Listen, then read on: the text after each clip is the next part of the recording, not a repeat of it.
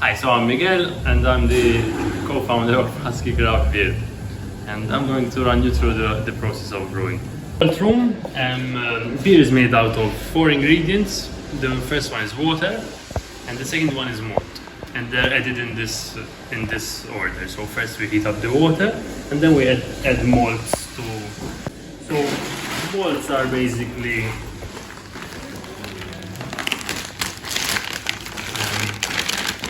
germinated barley, and then it's roasted. Okay, you can taste them if you like. Don't take a lot, just take one. It's not alcoholic or anything, so it's just sweet. We like it too. So, as you can see, the grains are still whole at this stage. Okay, so if we just put these into water, we wouldn't be able to extract all the sugars from that barley.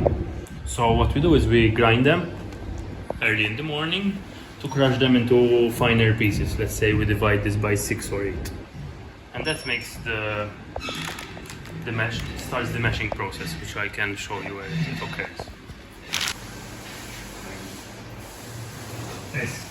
So the next stage would be on the brew day. Would be at the brew house. So this is our brew house. It's where we brew our beer basically. And in the brew house we have hot water, which is sitting around 70 degrees early in the morning. And we put 7 sacks of malts inside it. And we create like a big porridge. And that takes around 3 hours, so that all the enzymic and reactions take place. And we basically manage to extract the sugars you tasted in the malt into the water. And then we extract the barley out. And we are left with a very sugary solution, which is our base for the beer. Then the next stage is boiling. Boiling is used to sanitize the beer, because it's full of microbes at that stage. So boiling makes it sanitary basically. Okay. That takes another hour, and at that stage we add hops. I can show you what hops are. So hops basically are flowers of a certain species of a plant.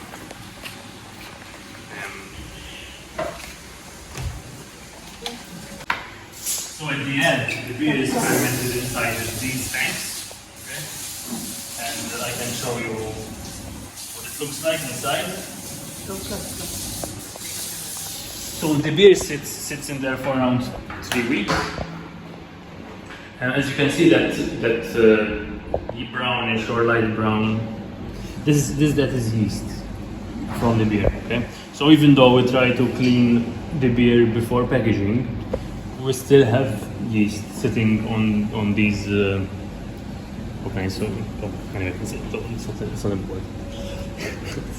That's natural occurring, or you added it? No, yeast is required to brew the beer. But you added?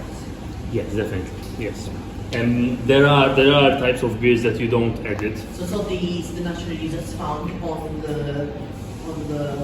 No, that's killed via boiling anyway. Okay. Yes. No, then we add yeast.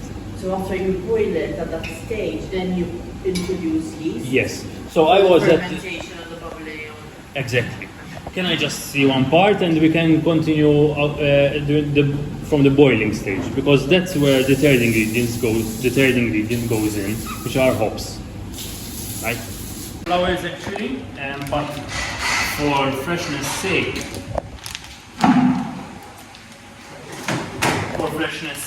we actually, you see here.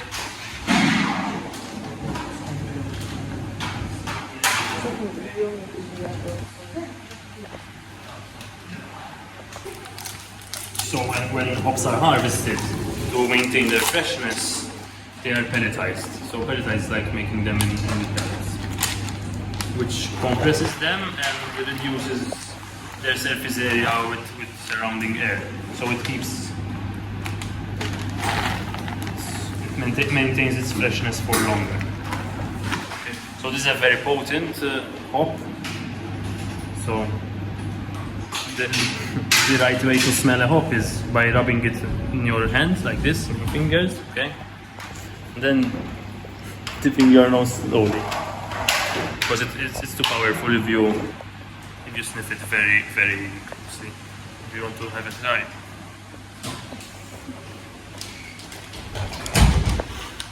It's very sticky because it has holes in it.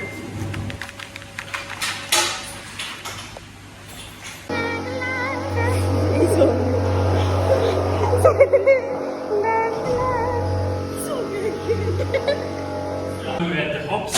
Okay, the first hops are added while it's boiling, and what happens is that the beer becomes bitter. Bitterness is important both for the taste, but also for the conservation of the beer when it's packaged.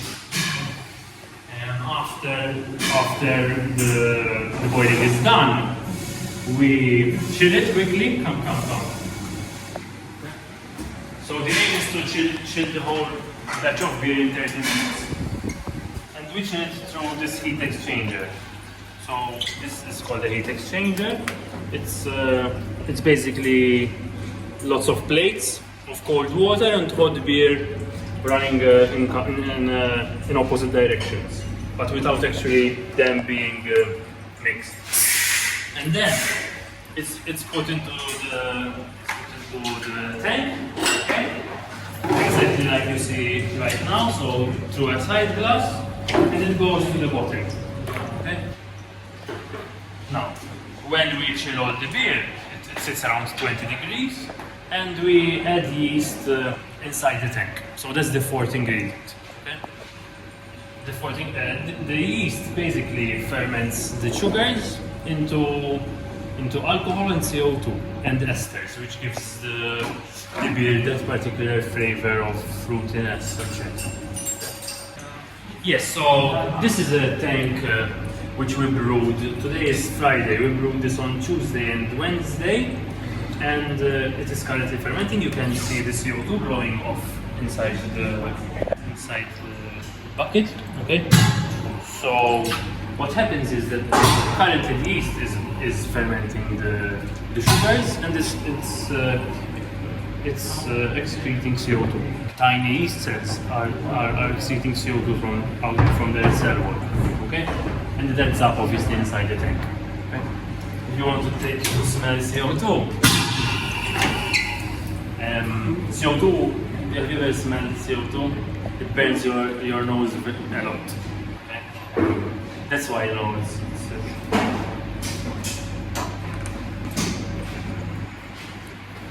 we need some pressure build-up because don't record me for this. But it's very temporary. Have you ever eaten wasabi? Mm-hmm. It's that feeling of okay. But it passes very quickly. That's CO2. So fermentation is basically 2 weeks fermentation, which is currently going on in this one. Okay. Then you start cleaning up the yeast from the bottom. Okay. So this whole tank will have up to here easily full of yeast when it settles out. Dead yeast? It won't be dead, but with time it starts to, its viability starts to die. Its viability because there are billions of cells, and then there are ways to measure. The percentage just keeps on going down, but the first week it's around 90% are alive. But if after 1 month it goes down to 50. Anyway, but it's not good for to have dead yeast in contact with your beer. That's the advantage of having a conical tank, because you're reducing the surface area of your yeast with the beer. I was going to ask, because the tanks are different from white tanks, which are usually yes. So you do not use. And this is all temperature controlled accurately. So we have a chiller upstairs, it's all temperature controlled. For example, I started chilling this tank this morning. It's currently going down. Okay, so it's set at 5, but it's going down slowly. It was 23 this morning. So this is currently being chilled. And chilling, what happens during chilling is that the yeast when it's 5 or 2 degrees, it's out of its ambient, its natural environment. So it fluctuates. Basically, they group up together, and when when individual cells clog together, its particle size increases, and it makes it heavier. Basically, it doesn't remain in suspension, and it drops down to the bottom. And that's where we continue to remove yeast to make it, to clarify it. So then that's it. Clarifying for a week, and then today's process, which is basically it's bottling. We mix some sugar inside, and we bottle into the bottles. Okay. And we are currently cleaning the machine after a whole day.